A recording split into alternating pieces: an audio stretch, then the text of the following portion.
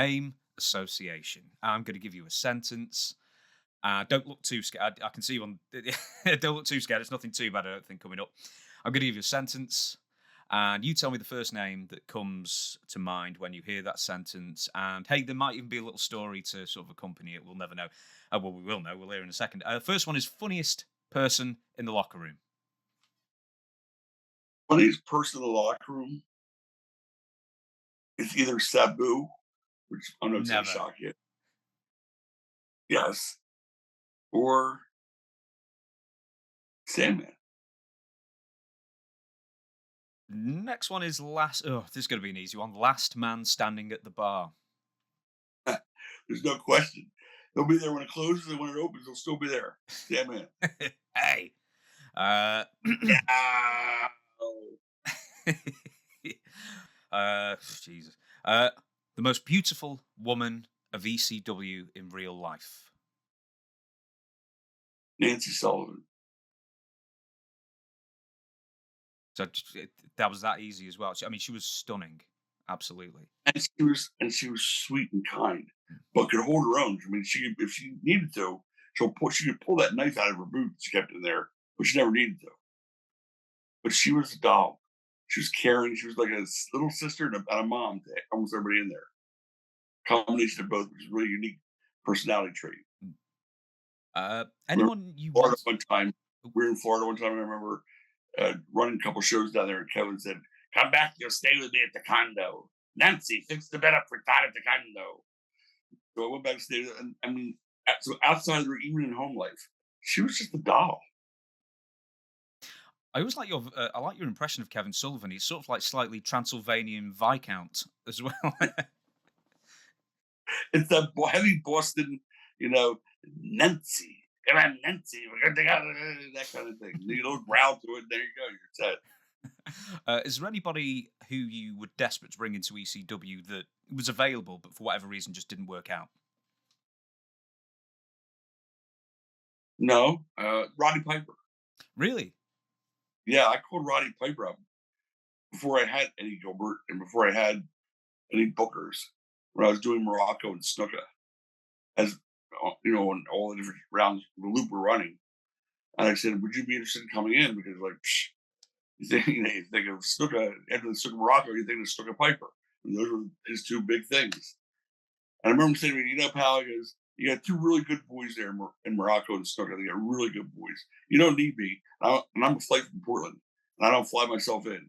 That flight by itself is a couple $1,000s, and it was back then. Yeah. Plus, what I would want is, how you make that back on a show? I said, yeah, I can't. I'm drawing a couple hundred people at max back then. You know, Morocco and Snuka were coming in for free. Flight. It's got what's going to be a couple $1,000 flight plus. So I stacked him, and he said, "Believe me, you'll do fine with those too." And we did. So he's the only one that I wanted that I didn't get. I take it he was after Which business class, not he wasn't flying coach. I didn't even get that far. He just let me know. I don't. I don't know if you can answer this really, because it's more of a locker room question. I'm sure you can though. The biggest bully.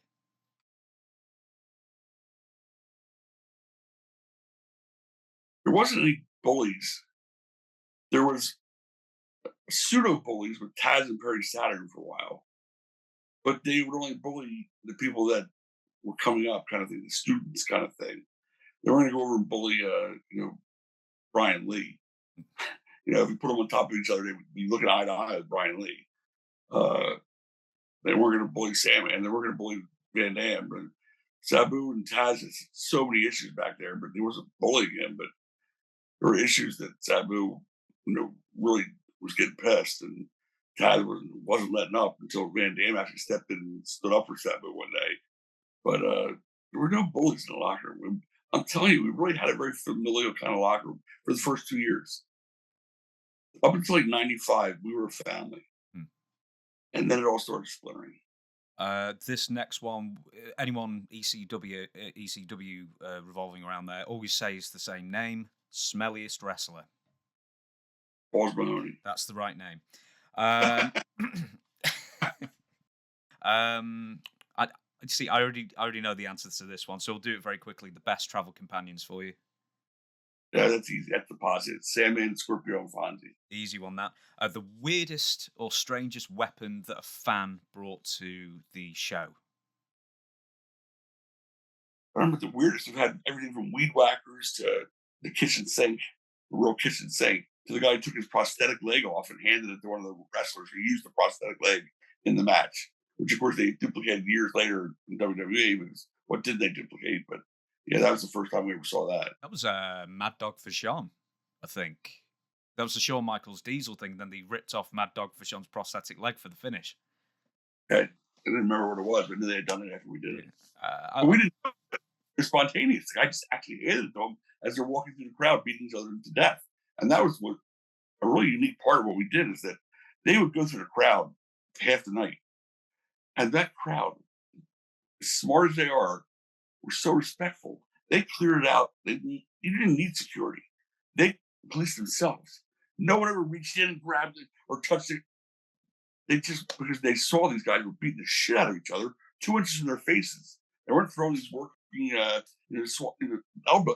They were cracking each other with chairs, and these guys were like 2 feet away, going, "Holy shit!" I'm not touching those guys. Like they let them go anywhere they want. And they never interfered in a match ever. Any city we ever went to, anywhere. I've got so many here. I'll try and limit it a bit. A bit of a cheeky question. Favorite firing? You can tell me to skip that one because that's a bit of a snidey question Yeah, to 'cause ask. I don't know that I fired anybody other than Shane, which was a work in the ring, which was my favorite firing angle. Where I acted like I was going to beg him to stay, and then stood up and fired him instead. He said, "You get down on your hands and knees and beg me to stay. I won't go to the WWF." I got down on the one knee and I said, "On behalf of myself, all the fans, all the wrestlers in the dressing room, Shane." I stood up and said, "You're fired." And then he took me out. 911 came down, gave him the choke slam, and off we went to WWE land. Did you know what? Was he wearing the Monday Night Raw T-shirt at the time? Because I Yes. heard there was a rumor that he didn't tell anyone that he was going to wear that before he went out. No, I don't remember that. It could be. I don't remember that being the case. But he was wearing that shirt during the angle when I went to fire him. All right, I'll have to ask Shane next time I speak to him. Maybe he'll remember that, like from the booking meeting. Yes. the no, that's a rubbish one. The nicest person in wrestling. Hey, that's a rubbish one. No, that was a shit. I was about to ask a really shitty one. Something about the town with the most eager ladies, but it's Philadelphia. We all know that. Yeah. So the nicest person in wrestling. Too cold Scorpio. Really? Yeah. He is a sweetheart of a guy. I love that guy. Hmm. I mean, he has a room here. He stayed here so many times, not for ECW, actually, later on iterations of shows that I ran. He'd come in every month and he had a room where it got to the point where my 3 kids' rooms and they called it Scorp's room. Like, so I'm going to make up Scorp's room. He had his own room. I trusted him with my family. I trusted my kids. He was great. He still is great. We just talked to him in the last. We never went a week or two without talking amongst the 4 of us. I just talked to Scorp less than a week ago. That dude is fun as well. I interviewed him about 18 months ago as well. I wasn't prepared for just actually genuinely how nice and how funny he was. He was so engaging. He was a really great interview. And you want to do saying? Did I understand? Yeah, of course I did. Okay. I, We only got like 50%. We were best friends. It's the same with like Tommy Rich or someone like that. It's like, James, can you understand what I'm saying? I can understand you perfectly. The last one in this segment, most memorable backstage fight. And I tell you right now, the only fight I even ever remember seeing ever was New Jack and Dances with Dudley, and that was in Jim Thorpe, where they had a match, the Gangsters and the Dudleys, and match is over. And it's really dark in this dressing room. We're on a mountain. There's no lights back there. There's like a little lamp. Really dark and small and crowded. And apparently Jack went back there with the flapjack, waiting for him to come out from the ring. And when he got back from the curtain, he whacked him on the head, busted him open. And then the brawl, it was like a crazy brawl, and it was nuts. And we'd never had that ever before in our dressing room, and never had it again after. It's funny it's funny that you say New Jack because I was thinking, I bet Todd says New Jack Because I've heard about 4 New Jack fight stories at least told to me on the show. Not when I was there. The only one that ever happened in the dressing room was that one.